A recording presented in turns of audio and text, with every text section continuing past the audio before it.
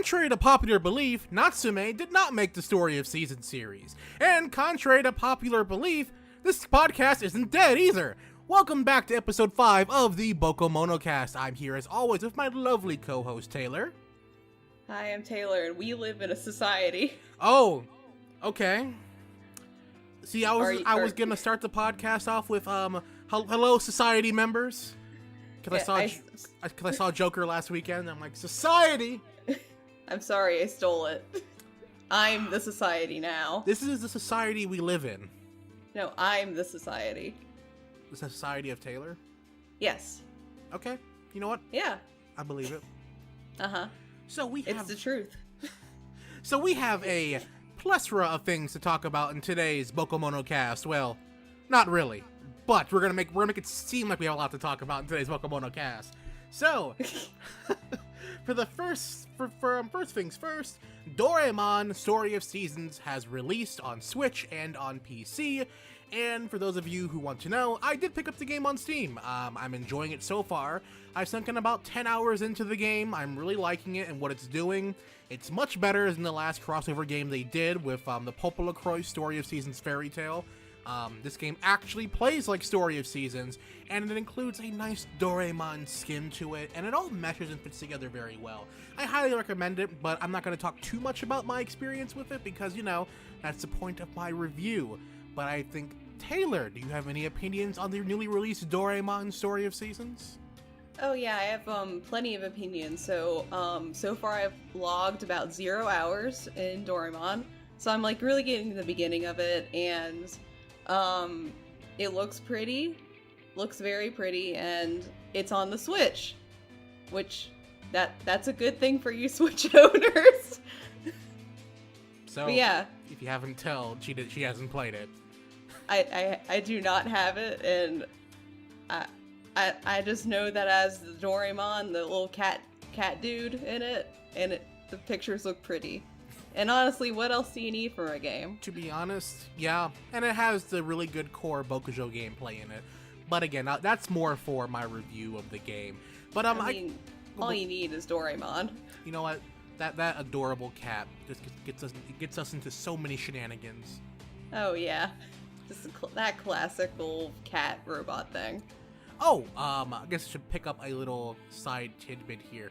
So, fun fact about BokuMonoCast, a Story of Seasons fairy tale.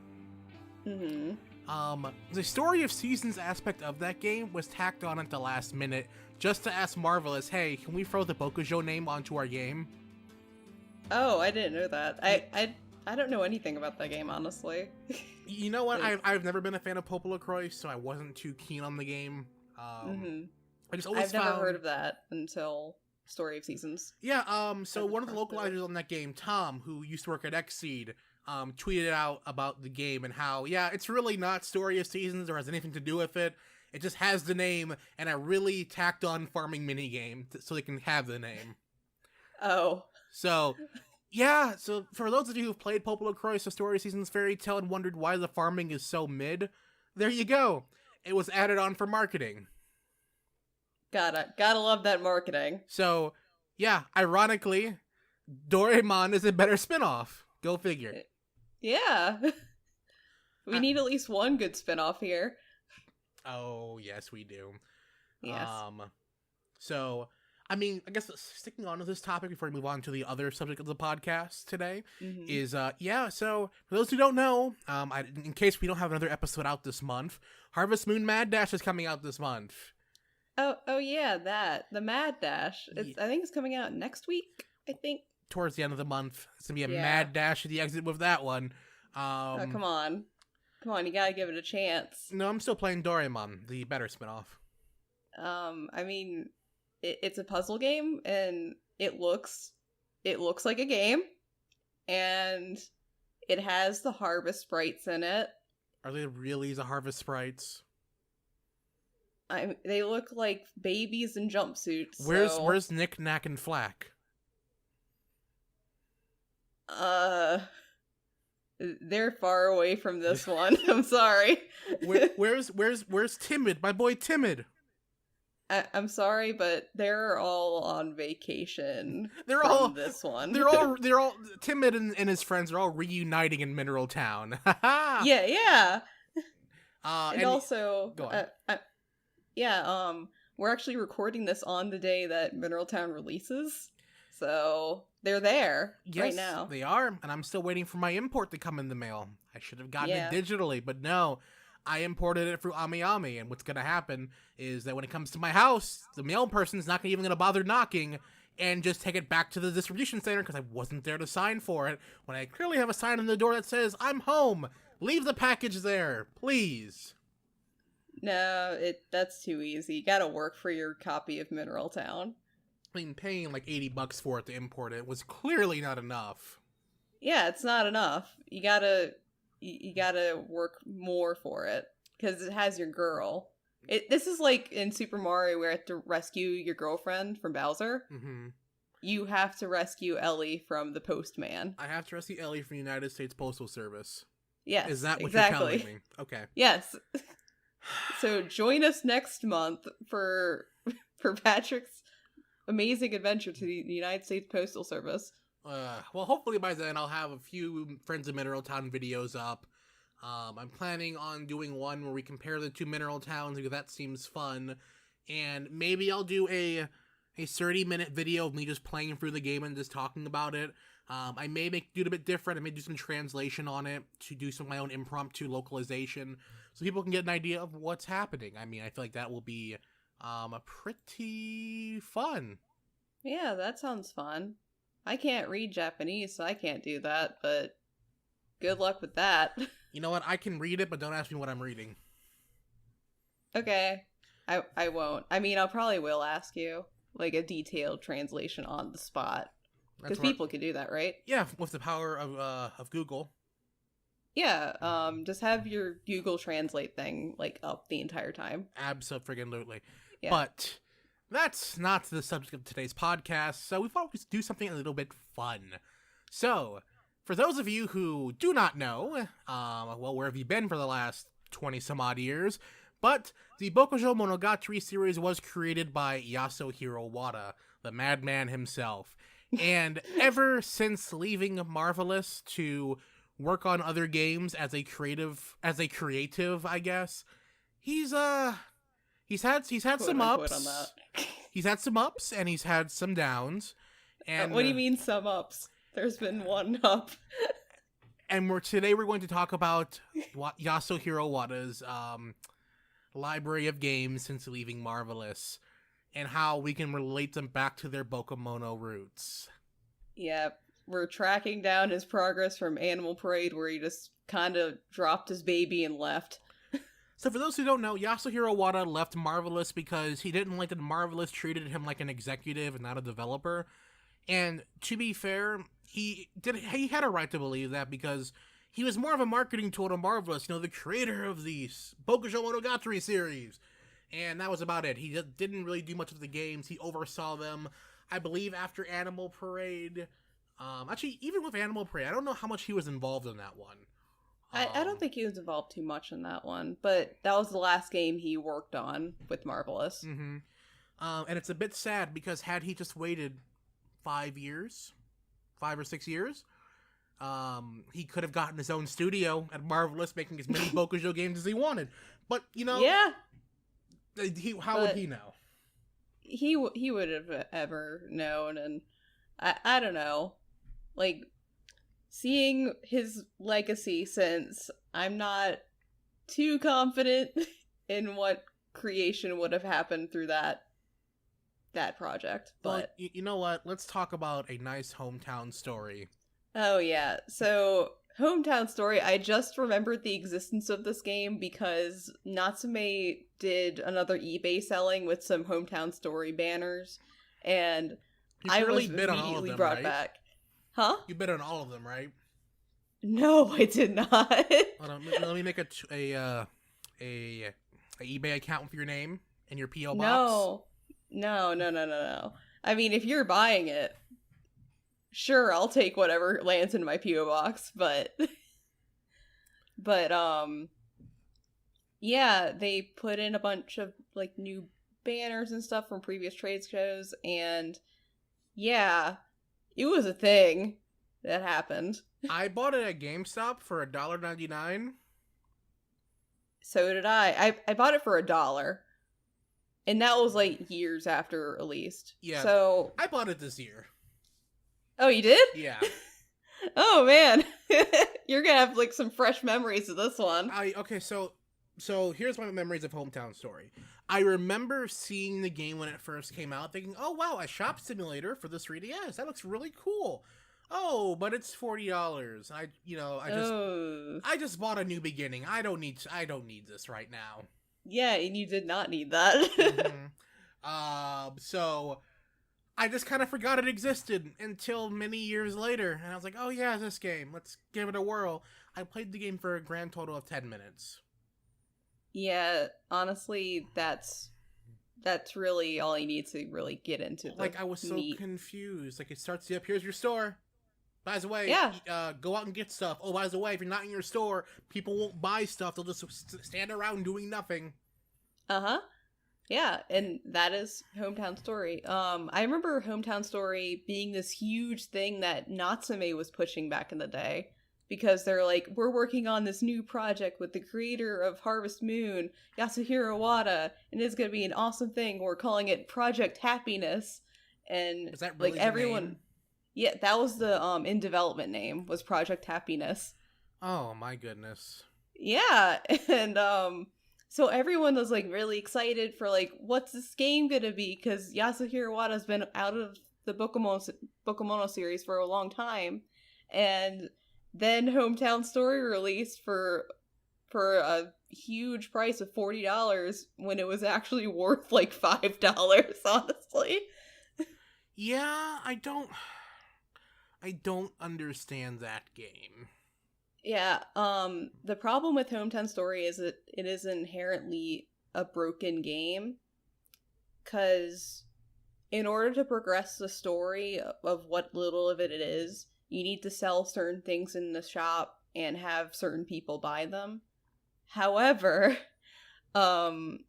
sometimes even if you have all of everything correct, like you have something in the store and the person's in the shop, they just simply won't buy the item or won't do the thing even though you have everything set up correctly. Like, the game has to magically decide that it wants to progress. No. Taylor, that's called realism. Like, if I see an item in the store, I'm like, wow, it looks really neat. I'll come back in a few days. If it's still there, I'll buy it. Come back in a few days. Oh, man, it's in. I want to buy it. Oh, wait, I just bought this sub from Subway. I don't got the money next time. I get paid in a week. If it's still there, I'll buy it. All right, I'm going to buy it. Wait. I have a coupon. I forgot the coupon at home. Dang it. I'll be back tomorrow. And it's realism. You know what? That's fair, because I'm doing the same thing with, there's a used Game shop near my GameStop house. Traded in their GameStop to someone else. Yeah. But they have a copy of Tales of Destiny that I've been meaning to buy for like a year now. Then every time I go in, I'm like, oh, today is not the day. Even though this is a rare game and that's in the shop. You see, Yasuhiro Wada was a visionary. He knew. We can't fault him on the realism in a 3DS game. Oh man, he's a true genius, that one. But there is like some really dark elements that happen in the game. Like, I put in a lot of time for this game just because I bought it for $1, and I was like, let's go in this rabbit hole. And also, before I get into it, there is a game-breaking glitch that you can duplicate all of your items. So you can get a really high-cost item, then just duplicate it, like, many times, and I had a fully upgraded shop by the first week of the game. Well then, this game sounds like a real blast. It's a blast if you get it for $1. But yeah, for those of you wanting to know, there will be no retrospective, there will be no review, there will be no stream of Hometown Story. I've lost my cartridge. Oh man, I mean, it's only $1, so it's not really a loss there. You know what? It's not even worth the dollar. But with that dollar, I can go to Taco Bell and get a beefy Fritos burrito. And you would have a much more fulfilling experience after that burrito than you would with the entire 20 hours of Hometown Story. You're right. That there is. I could get the $2 combo for it's $1.99. $2 combo at Taco Bell, beefy Frito burrito, and a small Baja Blast. Yeah. So and you'll have a time with it. I feel like that's better use of my money. Honestly, it is. But funny thing. Go on. The funny thing with Hometown Story is that it had some, like, because you know how cute it is. It's like a cutesy game with really cute art and stuff. It has some really dark elements in it that I was not expecting going into it. Do you want to hear one of the most shocking things that happens in the plot of Hometown Story? Sure, let's hear it. Okay, so you know in BokuMono, sometimes the grandma dies? Yeah, if there's an old person in the game, they're bound to die. Yeah, in Hometown Story, it's a child. Excuse me? A child dies. I'm sorry, what? Yes, one of the children in Hometown Story dies because of the plot.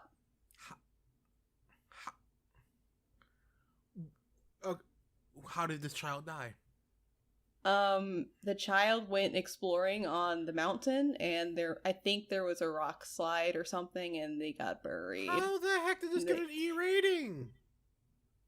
Honestly, I don't think that the ratings board went that far, because it's really hard to get there because of all of the random bullshit you have to get through. Well, that's just, that's not fun. Yeah. Oh my goodness, this, no, Hometown Story. We're a shopkeeper, yes, but we're not the real protagonists. This game is Gotz's background game. Oh no! This is his origin story. Oh no! Oh no! This is terrible. Forget the fact that his family's death took place in Mineral Town. You know what? No, we're on the outskirts of Mineral Town. That's all. That's all there is to it. Well, Yasuhiro Wada has canonically said that Hometown Story takes place in the Harvest Moon universe. For some reason, he just said that. I mean, okay, in a vacuum, would you believe it? I would believe it, but there's like some weird stuff happening that's like obviously not a part of the the BokuMono stuff at all. Like what? Like what would detract it from being part of the Bokujo series? There's like random monsters, like Rune Factory-esque monsters, like goblins and stuff. Well, Harvest Moon DS says hello. I don't like Harvest Moon DS. Well, that sounds like a you problem. You can't just... It is! I mean, they're all in a cave, though. These were just random goblins in the wild. You know what? Okay, here's my theory. Harvest Moon DS takes place 100 years after A Wonderful Life. Okay. Clearly, the monsters ran amok. And in that time frame, an unknown hero banished them all to the caves. So you're saying that Hometown Story takes place between A Wonderful Life and DS? Yes. Wow, and there's even a character in Hometown Story that fights monsters. They banished the monsters to the caves. Wow, this is making the timeline episode a lot easier. I forgot about that one. Yes, yeah. We're gonna do a timeline episode. Eventually. Yeah, and Hometown Story is now between A Wonderful Life and DS. Yeah. That's painful. Well, go on. Yeah, there's like other dark stuff that happens in Hometown Story, which is like, it's still really cutesy and really lighthearted, but then like, you just randomly get stuff like child death. A child died in a mudslide. One of the worst ways to die. Yep. And he's dead now. You don't understand. If you die in a mudslide, you're being drowned with dirt and mud. Yeah, I know. And the kid died like that. It's not even like, in BokuMono, the old ladies die after having a nice, fulfilling life, and they're just dying of old age. Meanwhile, this kid just dies in a landslide. you know, I would like the Bokujo series to explore more dark themes, but not that quickly. Come on. It's also out of nowhere. Mm-hmm. Yeah. But yeah, that's the magic of Hometown Story. We've deduced that it takes place between A Wonderful Life and DS, and it's somehow Guts' backstory. Yeah, we gotta make sure that we include this.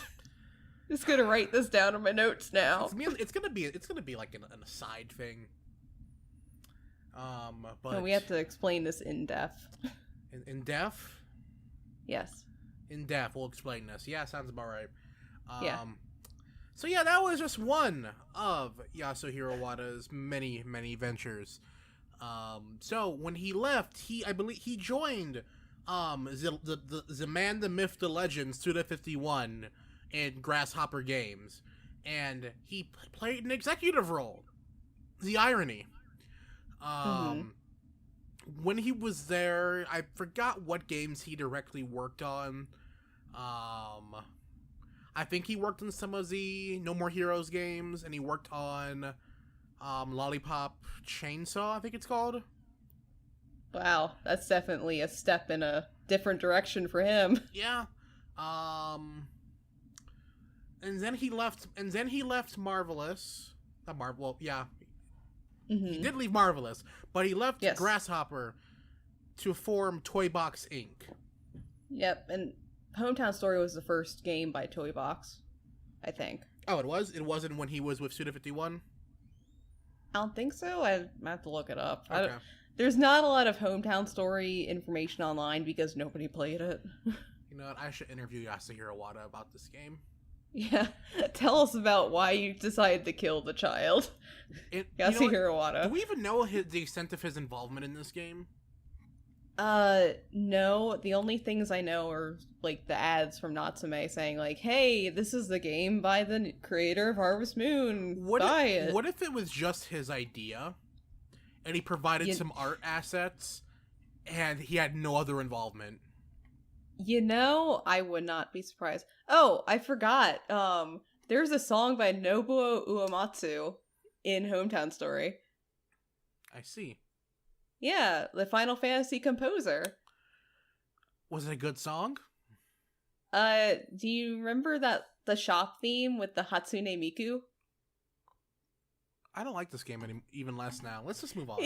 Let's move on. Yasuhiro Wada did some other things too, as I was just trying to say. So, yes, at Toy Box, he's made a interesting amount of games with interesting partners. The next game he made after Hometown Story, I could be getting the timeline mixed up, was Birthdays: A New Beginning in tandem with Nipponichi Software. And depending on some parts of the internet, Marvelous's biggest rival. What? That's a long story. Okay. But yes, he made the God Sim game Birthdays: The Beginning, and I liked it. You can check out my review. It'll be probably in the corner card somewhere. But yes, I liked the game. I thought it was very relaxing. The tutorial was awful, but it gave a nice feel to it. It somehow managed to give the Bokujo coziness feeling.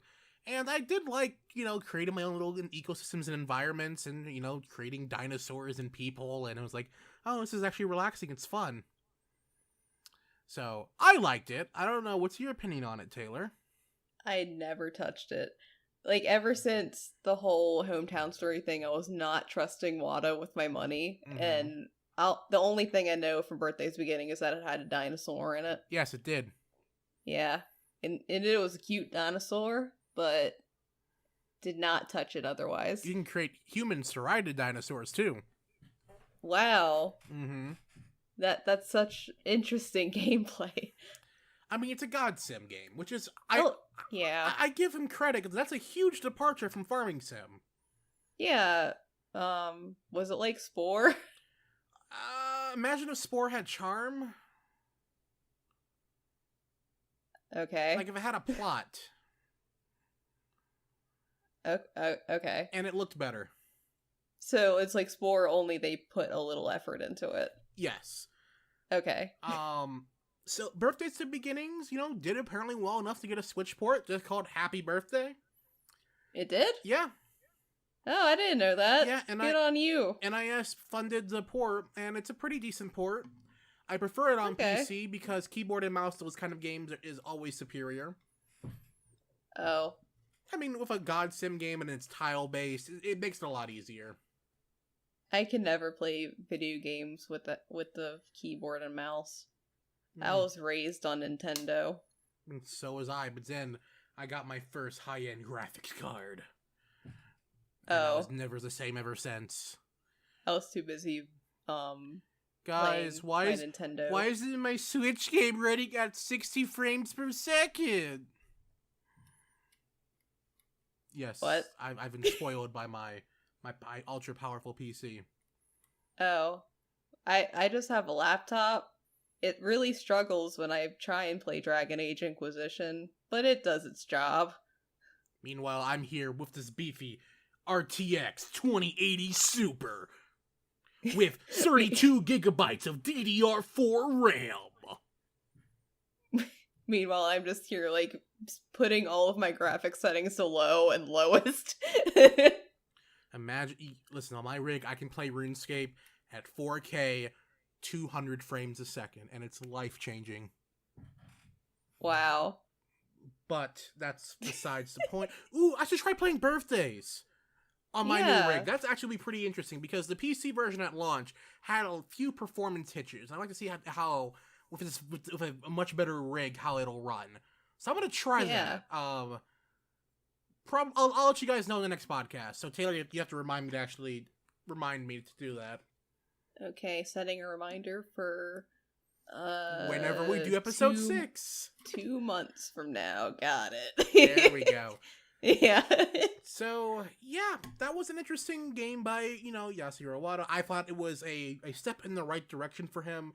He took on a different genre, and I think he did a pretty good first attempt.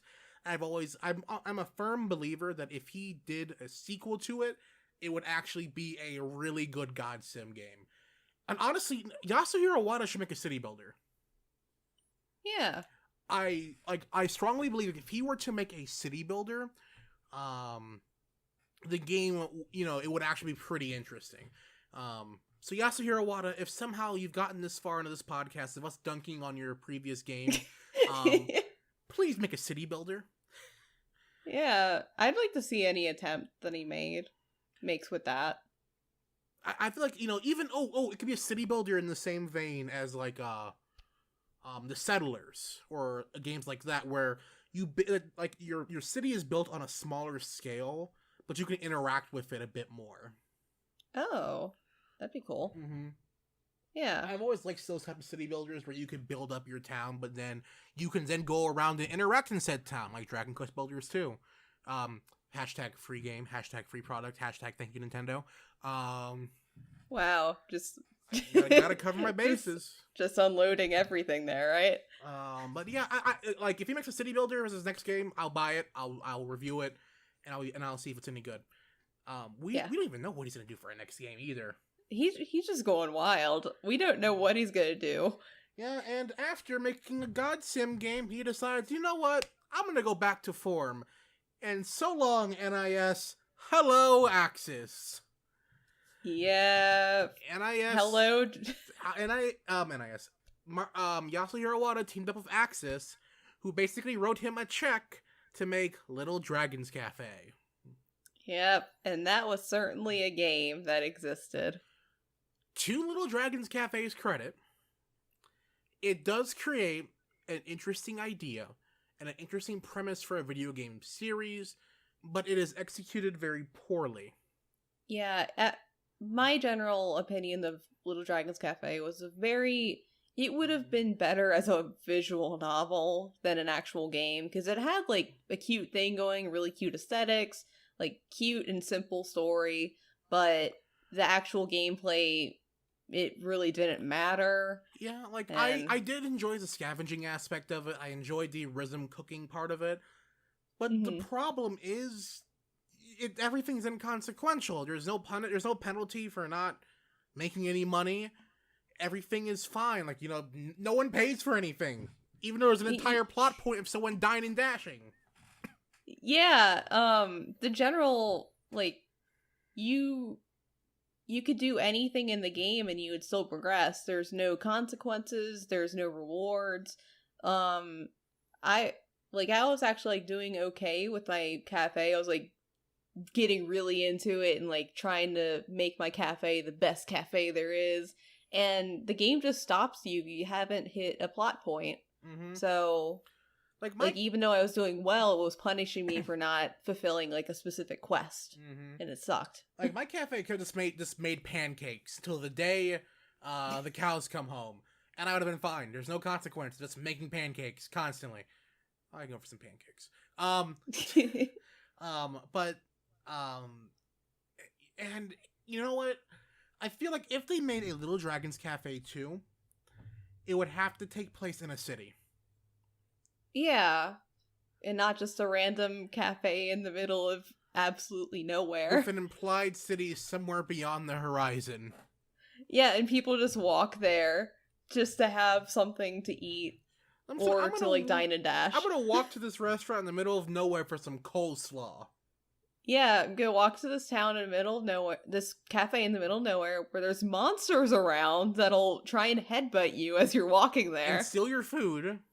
Yeah, and you know, the cafe has to have really good food for it to be worth it, but then as you're playing the game as these two kids that are trying to run the cafe and don't really know how to do anything.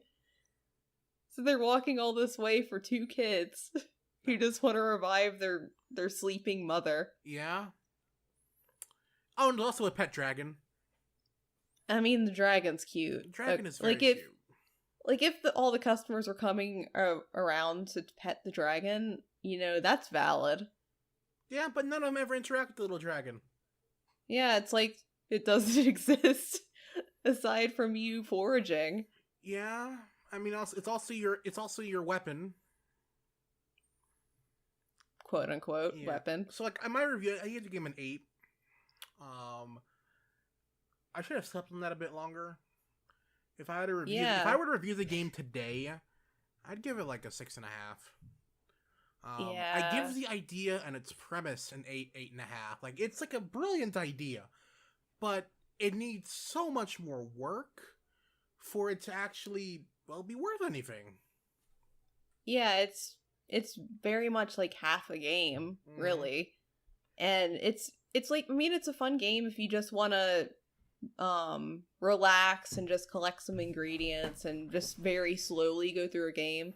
But then again, there's other games that do a relaxing pace much better, like any of the BokuMono games. Mm-hmm.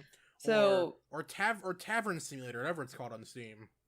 Yeah, like it's good for relaxing, and if you're not like really gunning on completing it or doing really well, if you just want to coast, it's a good game. But there's better games out there that do this exact same thing for you. I'm just really surprised that the game turned out this way, honestly. Yeah, it was so promising when like all the previews were coming out. I thought it would be good. Yeah, I mean, my biggest concern was, holy crap, that frame rate. But, I mean, yeah, but that was just a Switch version. The PS4 version actually plays at a stable frame rate, and apparently on PC it plays pretty well. Can't say I'd recommend any version of it. Yeah. But yeah, I mean, if they make it, I just remember I have my little Dragon's Cafe plush on my shelf, and it's just looking out over my room. Yeah, my plush is in my car. Mine's sitting next to my plush of Umio from the Mega Dimension Neptunia V2 that came out on the PS4 back in 2014, 2015. Wow. Interesting. None of those words made sense to me. And then there's my LE of Yakuza 6 Song of Life with the 2 shot glasses. Yeah. Yeah, Little Dragon's Cafe. Definitely a special edition I regret buying. Yeah, it wasn't really worth it. The cards I've lost. Was not. I lost the cards a while ago. I honestly, like, only bought it for the plush. Someone else bought the cards off of me. So that was the only reason I got it, because someone was like, I want the cards, and I was like, I want the plush, so I guess I'll buy this and just send you the cards. And I think the Valkyria Chronicles 4 limited edition was like $10 more. And with that one, I get a tank. Like a model tank with that one. With other goodies too. So it's like, man, I really lost on that one. Yeah, and I'm just gonna compare it to the Rune Factory 4 special archival edition, because for $60 I'm getting like a big art book and a soundtrack, and Little Dragon's Cafe was how much was it? Like 80? Yeah, it was like 70. No, yeah. I think it was 80. Yeah, it was 80, because it wasn't 70 or 60. Because 60 was the base game price. But yeah, seriously lost out on that investment there. Yeah, say what you will about Xseed, at least they know how to price their games. Yeah.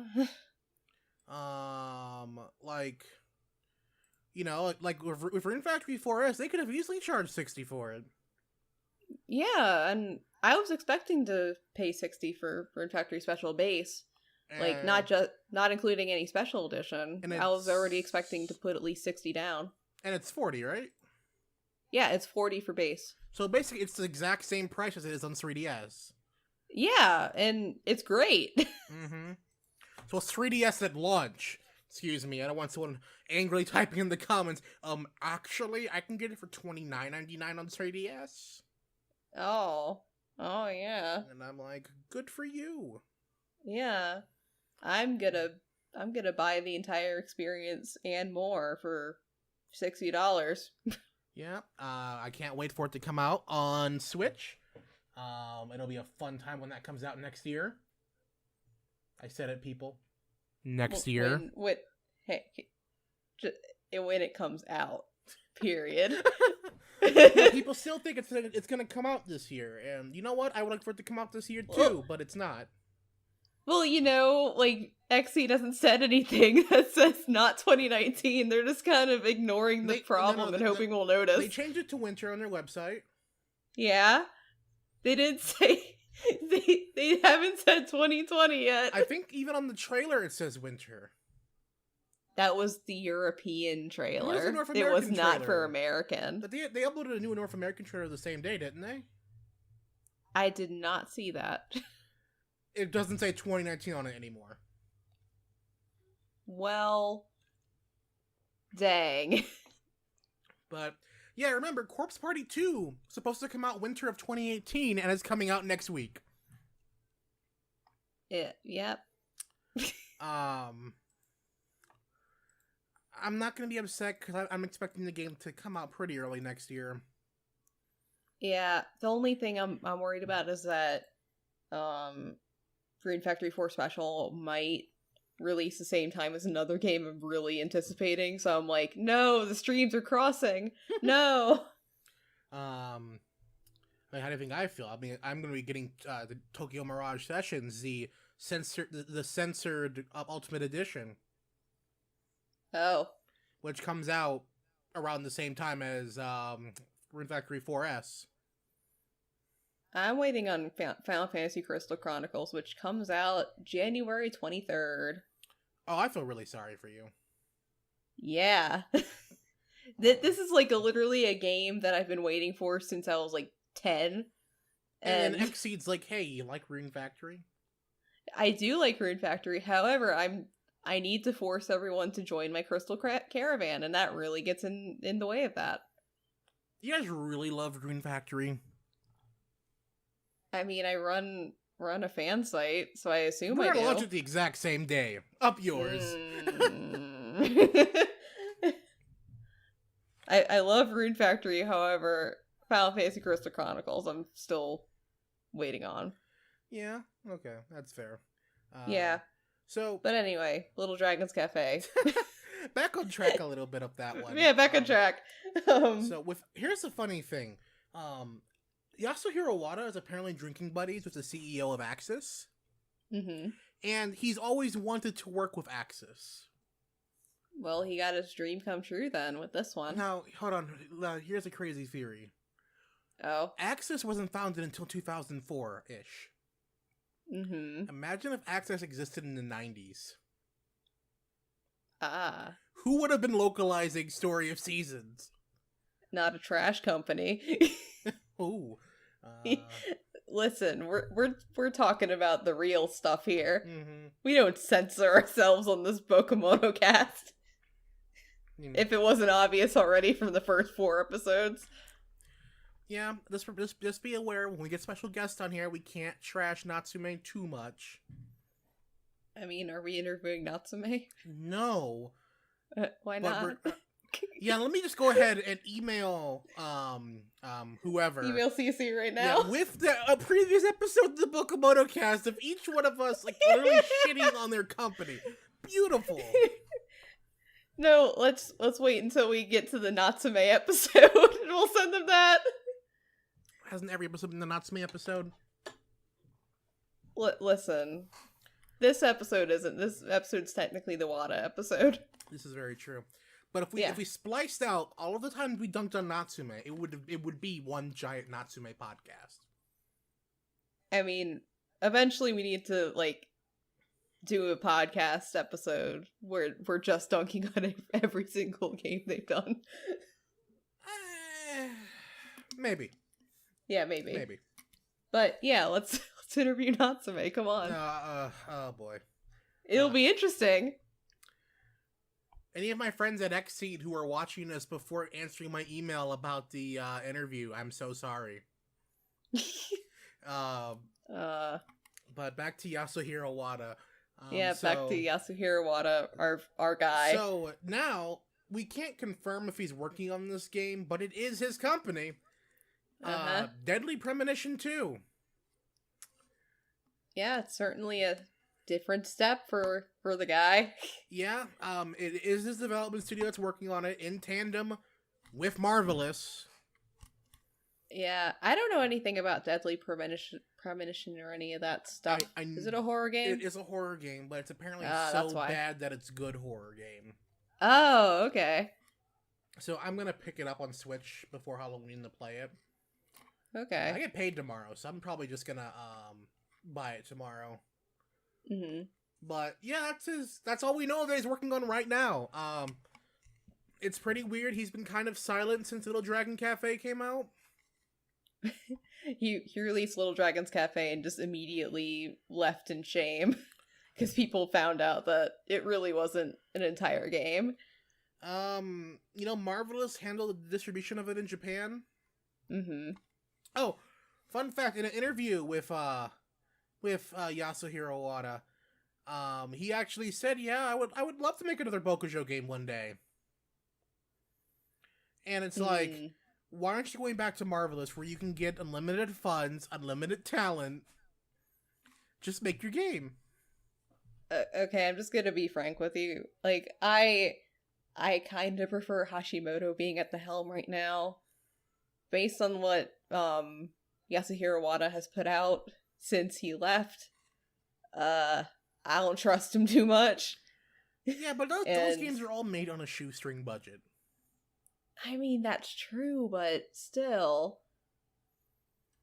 I don't know. I prefer having What if Hashimoto. What if the veil is lifted and Friends of Mineral Town was done by Yasuhiro Wada? I mean, that'd be cool. That'd be a pleasant surprise. Wow, Wada, you still got it, don't you? You can remake one of your best games. Nice. Wow. Yeah, because we still don't know who actually made this game. We just know it's an internal studio at Marvelous, right? Mm-hmm. Yeah, we just don't know who it is. Yeah, Hashimoto had nothing to do with this one. Yep. I don't even know who produced it. It was just Marvelous. Marvelous just birthed it. Yeah, I mean, Marvelous out of nowhere has said, hey, we realize that the Bokujo series makes us bank. We just now realize this after 20 years. So we're gonna just keep making more of these, okay? Yeah. And they gotta keep all the farming people satisfied between Rune Factory 4 and whenever 5 comes out and whenever the new BokuMono 1 comes out. Isn't Rune Factory 5 confirmed in Japan for before next summer? No, Rune Factory 5 is confirmed for 2020. I thought they said it will not be after a certain time period. It will not be before March 2020. Oh, so it won't be before the end of the first quarter. Yeah. Or is it? No, wait. The rest of 2020 is fair game, though. Here's the irony. The fiscal year of 2020 doesn't start in Japan until April. Okay. So it's like, So it could be anywhere from April on, but yeah, they're confirmed for 2020. But they also, at the same press conference thing where they said it wouldn't be before March 2020, they also said they're giving the developers time. So I think that insinuates that it could maybe go to early 2021 too. Oh, lovely. And we know when that means it'll get localized. 2025. How did Natsume pump out localizations? By doing a terrible job, that's how. But okay, so from what I've been told, Xseed has a much larger team to work on these games. And granted, yes the quality is superb. Mm-hmm. It's like, top-notch localization, mostly faithful. Yeah. But they take so long in comparison. Yeah, I think the difference is that Xseed cares about putting out a quality product, while Natsume, it probably didn't go through a lot of review QA before it went out, because I'm assuming that Xseed, like, when they localize it, they have people like looking it over and stuff, whereas Natsume probably just did a straight translation and had one person glance over it, then it was out to the shelves and remove having best friends. Yeah. That's only if they went after those, family values in 2005. Guys, if we can't be best friends in a family-friendly video game. Yeah, I mean, why would you have a best friend when you can have a wife? Exactly. Well, wait, you mean a husband? Yes, yeah. I mixed them up. Freudian slip? Yeah, Freudian slip. Yeah. So, again, yeah. So Yasuhiro Wada, that's about it right now. I mean, yeah, until he climbs back up from the woodwork of Deadly Premonition 2 and does something else wild and wacky. I mean, listen, I want to see what he can do. It'll be interesting to see. Maybe one day he'll go back to Marvelous. You have to remember, he's working with Marvelous a lot, like, lately. That's not for them. Mm-hmm. So how much he's been working with Marvelous, I'm kind of like, why did you leave the company to begin with if you just ended up coming back and working with them on just about everything? He was going through a moody teenage rebellious phase. In his 40s? Yes. It's like a midlife crisis, I guess. You know what? Yeah, it's fine. Yeah, midlife crisis, you leave a company and your most well-known IP and then make Hometown Story. And you just have a slow descent into madness from there. Yeah, I guess so. Unless the entire madness was Hometown Story, which, that would be completely understandable. Mm-hmm. But, yeah, that's pretty much about it for what we got for today. Pick up Doraemon Story of Seasons if you haven't done so yet. It's a really good game. If you really enjoy the farming aspect of the series, and you really enjoy well thought out and written characters, game's pretty good. Has a good story too. If you enjoy big talking robot cats, yes, it has that. And if you want to see one of the cutest harvest goddesses to date, yes, she's really cute. I know. Yeah, Patrick showed me a picture of the harvest goddess, and she is a cutie. And I'm like, she's my wife. Yes, she is. You can't marry her though. I don't care. No, She's my wife. Nobita's only 9 years old. I didn't say that it was Nobita's wife. It's my wife. Fair enough. Yeah. I still I also really do. I think she's really cute, and I think the Harvest Goddess and the Friends of Minotaur remake is probably the cutest one to date. Yeah, she's cute. I wonder if she's still a pain to marry. I think from what I've been seeing from like all the people playing Mineral Town, it's a very faithful adaptation, so it's probably the same requirements. Oh boy, I get to see Carter tell me to eat shit and die. But this time with a hat. Oh yeah, the Pope hat. Yeah, with this nice fancy hat, he'll tell you to eat shit and die. Shoot. Okay. I wonder if you could still cheat the horse races. Maybe. 'Cause that's how I always made my money early on, was just cheat the horse races, get a bunch of brooches and just sell them. I mean, maybe. Wasn't there something in pre-release that said they're keeping some of the old bugs? Yes, they are. So maybe that's one of them. Oh boy, I get to cheese the game and get my basket really early on. Oh man. Oh, I shouldn't do this though, because that's how I end up doing everything in the game before the end of the first year. Yeah, you can't speedrun this experience.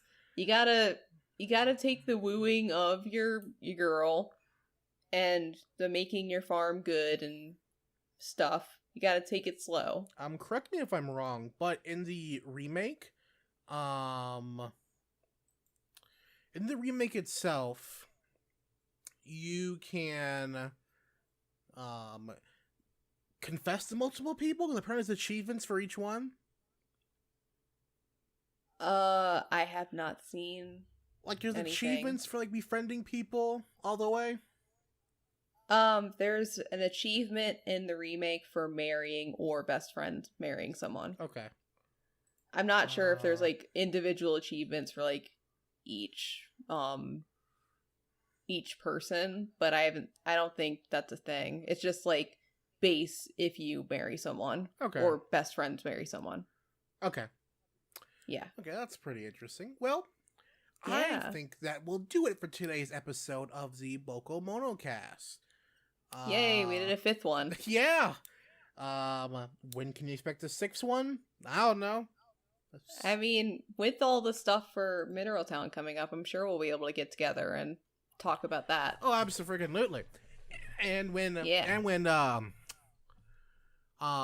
Factory 4S finally comes out next year. Anyway. Yeah.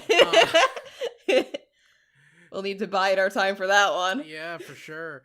So what are you going to be doing in the meantime? Any games that you're going to be playing? I've recently been playing Rune Factory Frontier recently. Ooh. Yeah, and I'm gonna The true Rune Factory one. Okay, I see you. No, I mean it's the one I like better, but I'm gonna be wooing Selfie. Selfie or Sophie? Selfie. Selfie. Yeah, I like her. Okay. Yeah. I mean, What are you gonna be doing in the meantime? Well, I'll probably be playing a little bit more of Doraemon Story of Seasons, so I can have that review up next week. Debating if I would put this review of another game called Destiny Connect. It's an interesting game. I can't say anything beyond that because of review embargoes. Well, by the time this podcast goes up, the review embargo will be lifted. So the game is pretty all right. Okay. I don't recommend the Switch version. Get it on PS4 because on Switch it's like 480p and some other god awful resolution. So, yeah, it's a fun game for kids. If you want to give your kid a RPG to play for the first time, give them Destiny Connect.